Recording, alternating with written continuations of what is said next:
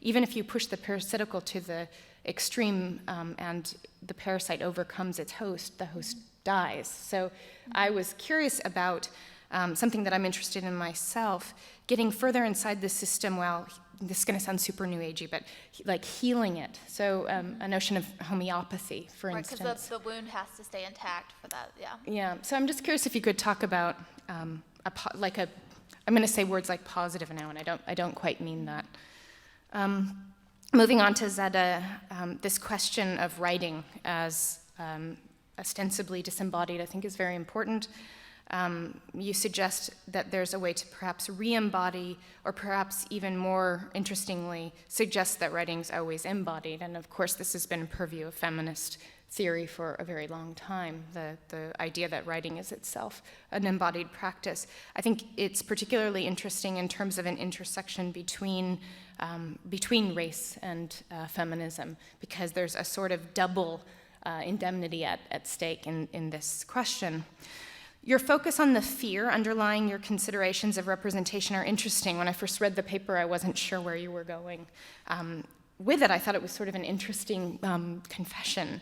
But in fact, the anxiety around visibility that you confess to also seems to be a kind of methodology, that there's a way in which you're saying that a kind of historicity around representation informs your current looking, which is interesting. And again, to go back to someone like Saidiya Hartman, who refuses to show images for fear that it will repeat. It will not remind people, it will simply repeat the violence instead of asking for an analysis. But this anxiety is not only, I would ask you to respond to this, the anxiety is not only a space of fear, but also an awareness of history and a place where pedagogical and discursive stakes get played out, as you yourself seem aware. Audre Lorde's "Your silence will not protect you" is particularly resonant in terms of your withholding the Bartman image, but she also goes on to say in another context, and I think this is interesting, that silence is lying. It isn't just withholding, it's actually a form of lying. And in particular, in terms of feminists, she says that it's a way of withholding a kind of kinship or alliance, which I find interesting in this regard.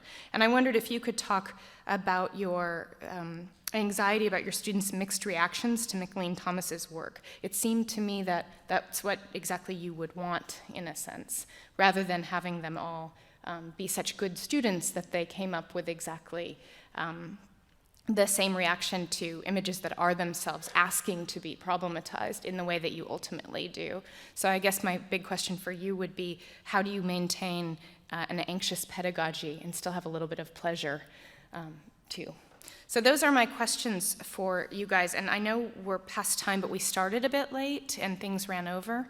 So I'm just gonna hope that folks from the audience and folks on the panel will wanna have a brief conversation, if that's helpful. So thank you all for having me and listening to me too.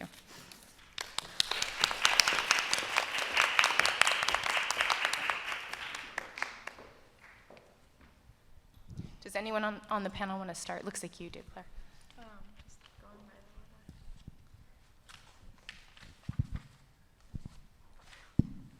Thanks for those really great, provocative questions. Can you guys hear me? I can't tell if this is on. Okay. The question of invisibility is one that is coming back to me, and it's clearly something that's been in the history of art since, I don't know, since at least the beginning of the 20th century. And in some cases, it has, in the most sort of memorable and historically significant cases, Duchamp and Rodchenko, it eventuates their withdrawal from the art world and from the practice of creating objects. And I'm kind of at this place now, actually, in my thinking where I'm not seeing a through line, as you put it in the beginning. I'm not seeing a way out necessarily.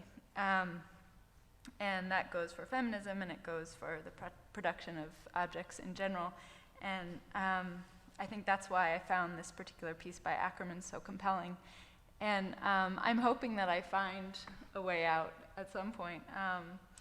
But I think that it is a really interesting thread that ran through most of these presentations and through a lot of the scholarship that is happening right now, this sense of anxiety around representation. And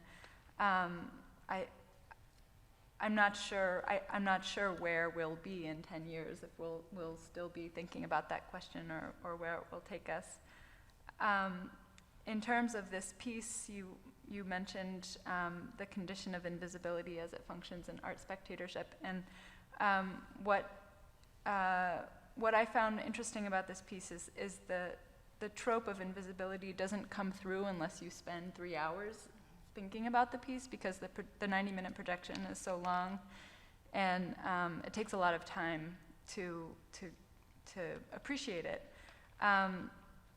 And so if you allow for that time, you get to this place where not only is surveillance being resisted, but also the kind of spectatorial gratification of art spectatorship is being resisted also, because if we're there to see the protagonist, that protagonist is withdrawn from our vision and we're frustrated.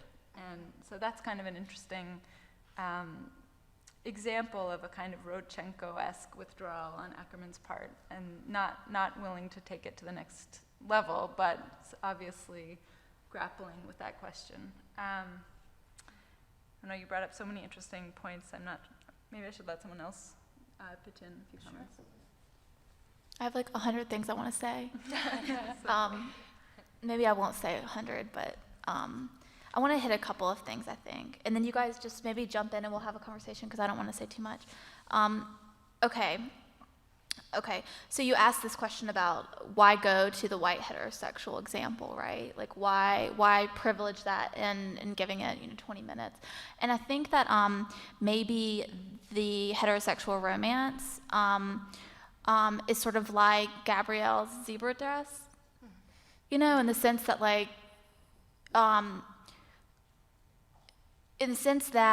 I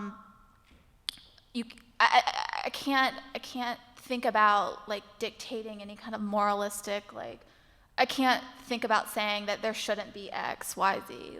I can only think about saying maybe it can't be the only thing you have in your closet. It has to be something among other things that are given space and time.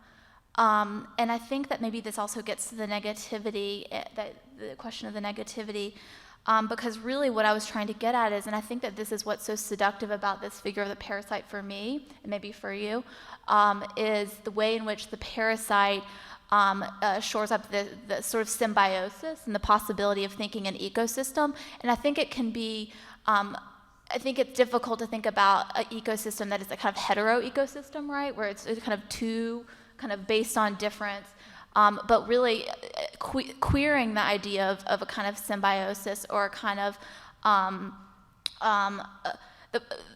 the way that we maybe have to start to think about the way that we can't escape completely, like I was talking about.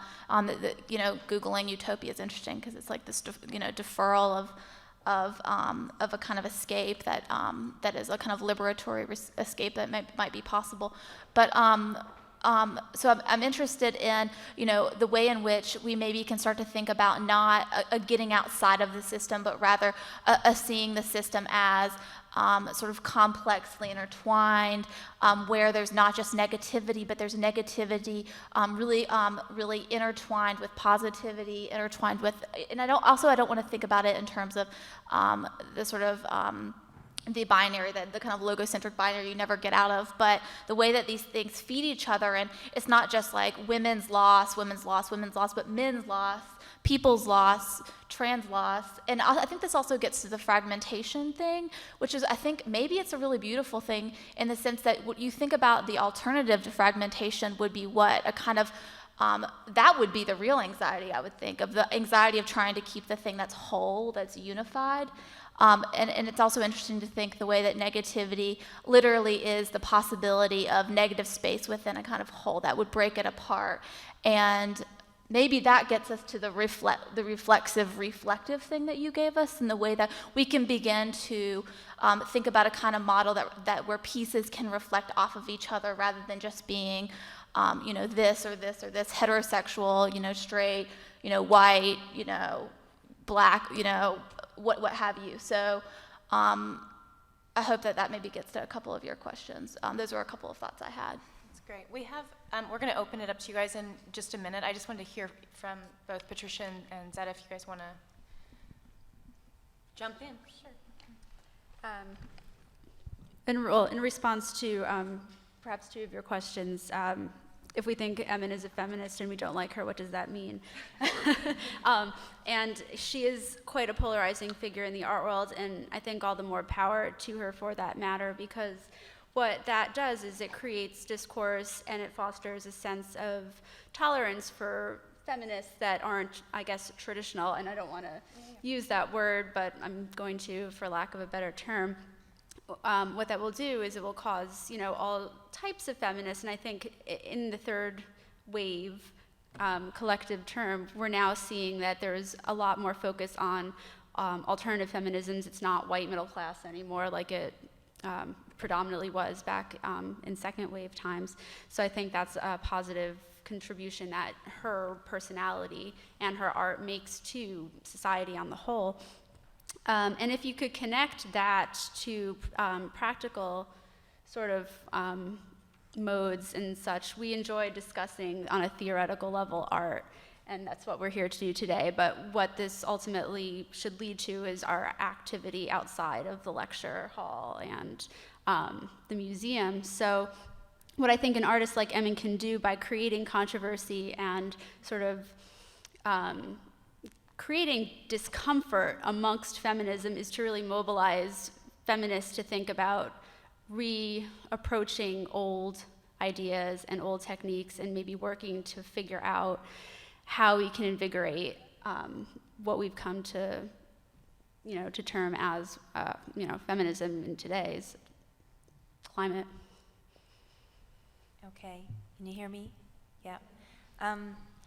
Well, I have anxiety issues, so I write about my anxiety pretty often.